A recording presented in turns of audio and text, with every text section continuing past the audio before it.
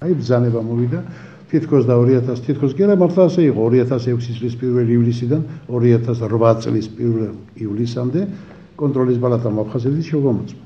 როდესაც მე ეს წავიკითხე რატო ვარ განთავისუფლებული ამ შემოწმების შემდეგ, გადავრეკე აქსი გაუგზავნე კონტროლის პალატას და 40 წუთში მივიღე პასუხი.